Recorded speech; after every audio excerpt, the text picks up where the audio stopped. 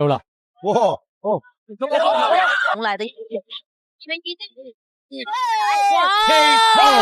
大家快看，眼前的这个小伙子正是咱们中国古壮拳的唯一继承人，也是纯正的广西郎兵后裔，目前也是咱们国内众多新人小将中最能打且排名最靠前的一位。他就是郎兵后裔蒙国东。自从踏上职业擂台之后，每次都能给对手留下深刻的印象，总是能用一双力大无比的铁拳给对手带来致命伤害。目前一共打了19场比赛，其中有17场都是以 KO 的方式终结对手，所以也被大伙称他为 KO 大师。凭着自己敢打敢拼的性格，更是让拳迷粉丝对他印象深刻。凡是有外国选手来华挑战，只要碰上蒙国东，可以说没有一个笑着走下擂台的。蒙国东也凭自己的努力，在擂台上创下佳绩，一晚连续击败3位顶级拳王，直接成为了新一代的金腰带获得者。实力不凡的他，更是让众多拳迷追捧。不过这次他要面对的选手也不一般，来自巴西的老将维克托也同样有着极高的 KO 率，可以说是打穿了整个巴西拳坛的男人。找不到对手之后，更是踏上了中国擂台开始挑战。首次来到中国，就碰上了咱们的超新星小将蒙国东，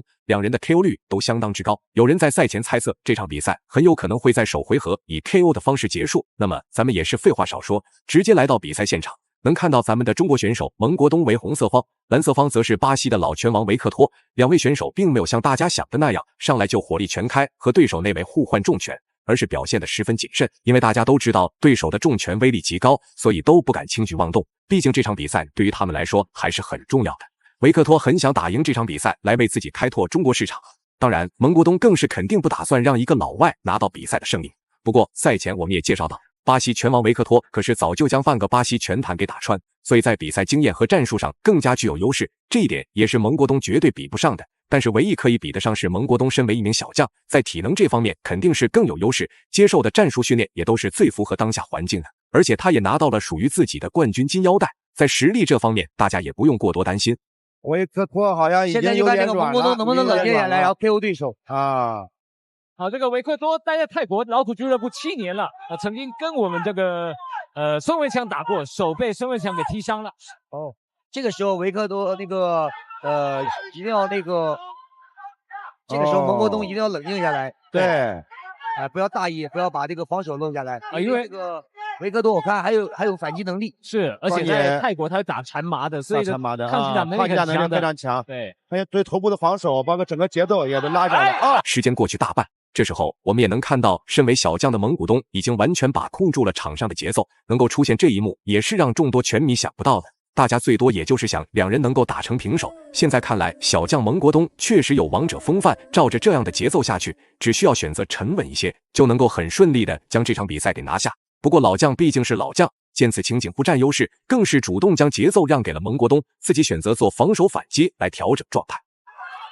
蓝方的维克头部在腹部，哇，这种击打能力非常强，太强了。对，维克托的眼神虽然很愤怒，但是呢，他无可奈何。是，哦，他的眼神非常蒙国东的这个拳是上下结合啊，是，刚刚也还了蒙国东一拳。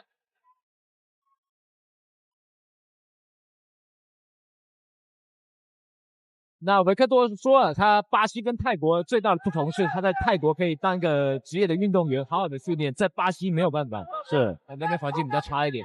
对。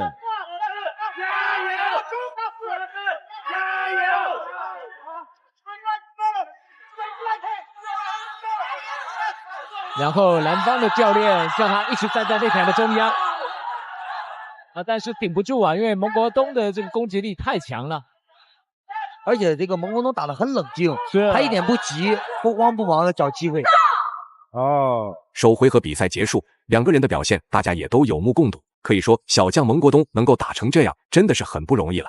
他的表现也让在座的所有拳迷都感到骄傲，因为大家也都知道，中国拳击在近些年来也是迅速发展，相信用不了多久就能够成为国际擂台上最强的存在。是吗？哦，不要急啊！不要急，打轻拳了。其实我觉得他说这些话，并不是说他真的是要把对方怎么着，其实是他对自我的一个态度，就是我不能放弃，不到最后一秒，我绝不放弃。是。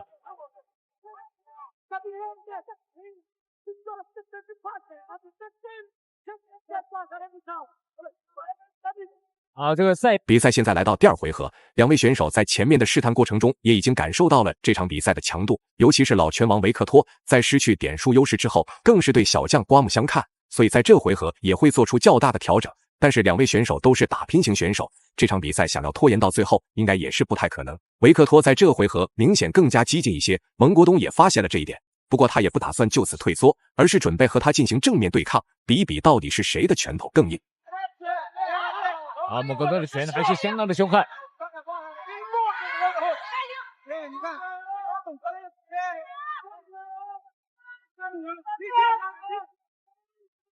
蒙国东刚刚一边退一边出腿啊，其实这是一个高难度的动作。他对着出了一拳，又对着又出一腿，对，上下结合的很好。是，哦，这个后退的出拳跟出腿一定要练的。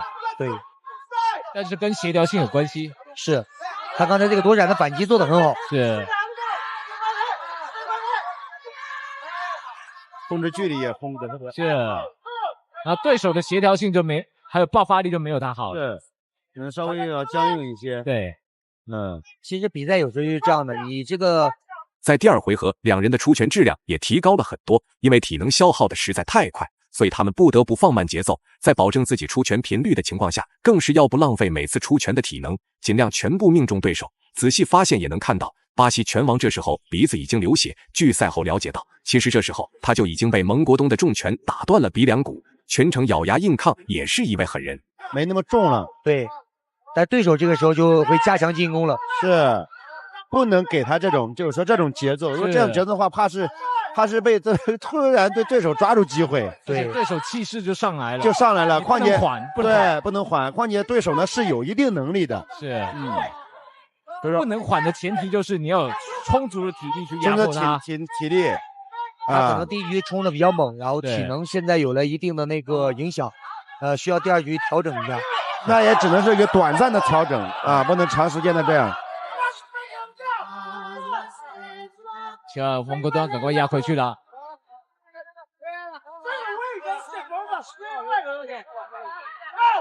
国东点打得很准，但是呢，他力量有点下滑。力量下来了，蒙国东的感觉是非常好的，这是非常难得的。拳打得很准，对，很准。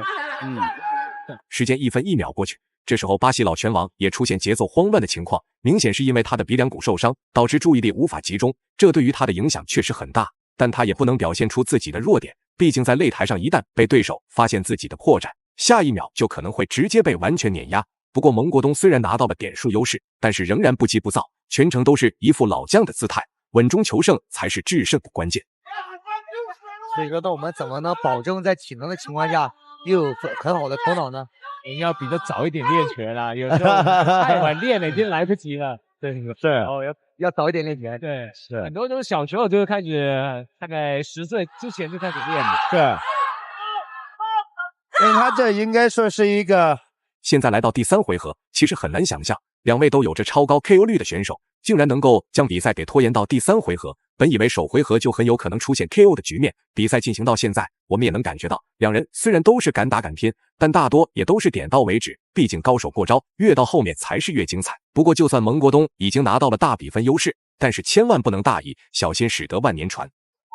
密度和重击的击打，是因为蒙国东在第1局展示了他绝对的这种击打的能力啊，确实是击打能力很强。那有机会 KO 对方就不要留情，不要留情。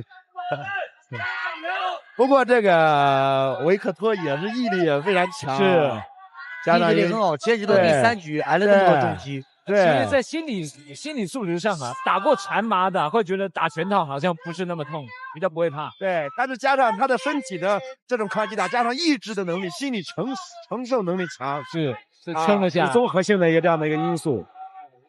所以说你看，加油打气，对，都是说啊，对方累了，然后你加油。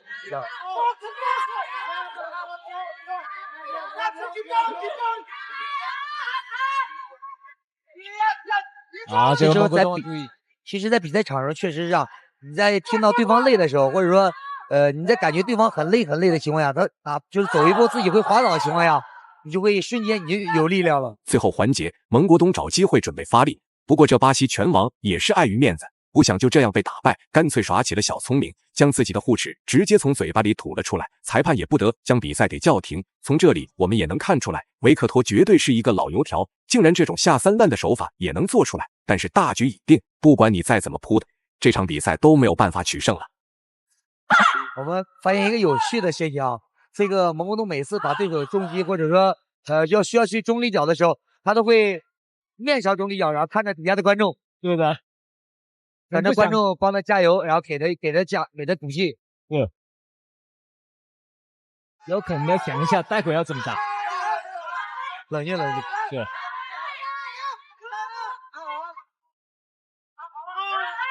最后10秒，现在2个人都开始用这种体能下降，用这种小的点拳，对，在控制对方的距离，打点。比赛最终结束了，蒙国东成功的以点数优势拿下了比赛。那么你认为蒙国东实力怎么样？欢迎在评论区留言，我们下期不见不散。